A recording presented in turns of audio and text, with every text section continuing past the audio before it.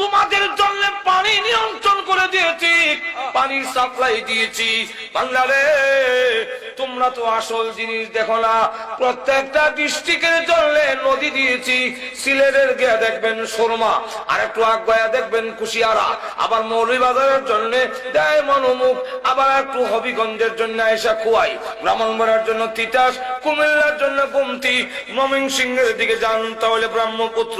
আল্লাহ রাব্বুল আলামিন বলেন তাম পৃথিবীর আটলান্তি মহাসাগরকে আমি আল্লাহ সংযোগ করে দিয়ে তাম পৃথিবীতে তোমরা আমার গোলামি করবে।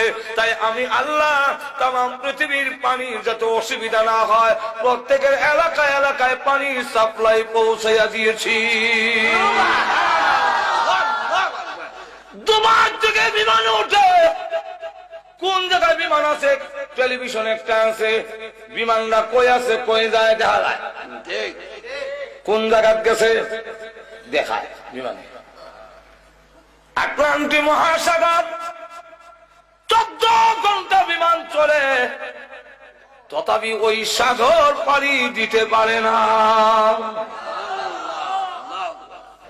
আটলান্টিক মহাসাগর সবগুলা সাথে যোগাযোগ রেখে পানি পৌঁছাইয়া দিলাম খালে বিলে। তোর ক্ষেত দিবে, তোমার কাজে লাগাবে, ফসল করবে, আমি আল্লাহর গোলামি করবে। বাংলারে আমি আল্লাহ পানি সাপ্লাই দিয়েছি।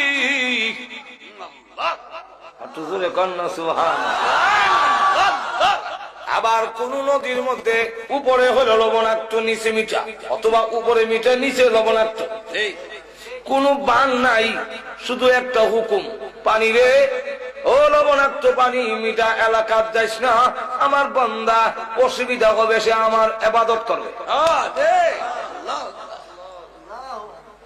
এখন দে ওয়াজালা বাইনাল বাহরাইনি হাজিজা, মাঝখানে একটা পার্টিশন, শুধু ওয়াটার।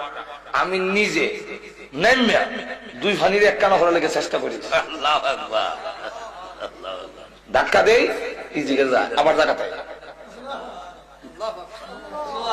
আল্লাহ জোরে বলে আল্লাহু আকবার।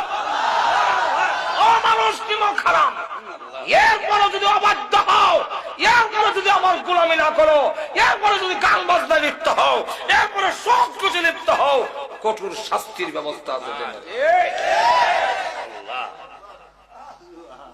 এখন লক্ষ্য করে দেখেন, মিঠা পানি লবণাক্ত পানি, মিঠা পানি রাখছেন আমরা খাইবার লেগে, আর লবণাক্ত পানি কেন?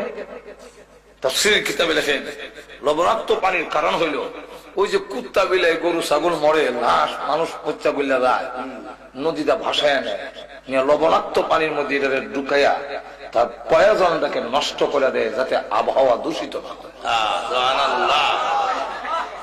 নাহলে আবহাওয়া সাপের বিষ, মল্লার বিষ, কুত্তার বিষ, তোগুলোর বিষ, আবহাওয়া বিষাক্ত হইয়া তোর না খেতে যাইব, ইয়া সব পাশ নষ্ট হয়ে যাবে।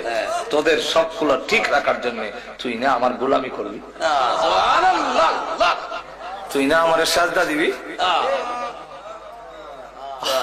ও নিমক খারো মন্দা মাজুর এখন ঠিক কিনা, তুই যে আমার সাজদা দিবি আমি তোর সব আয়োজন করে রাখছি।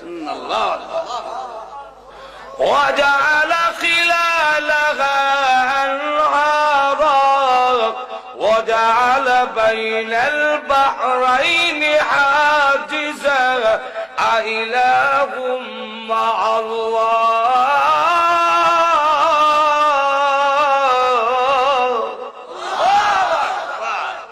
আমি ছাড়া কি আরো মাবুদ আছে? এই কাজে শরীক আছে? কোন যুক্তিতে খরমপুর গিয়া বাবাটা হোক খাজা বাবার দরবারে গেছিলাম, শরম করে না তোর? আল্লাহ বলেন কে তোরে সরাইলো এই দয়ালু আল্লাহর কাছ থেকে? একটু জোরে কন্যা, আল্লাহ নিজে বলছে ইয়া আইয়ুহাল ইনসানু মা গাররাকা বিরাব্বিকাল কারীম।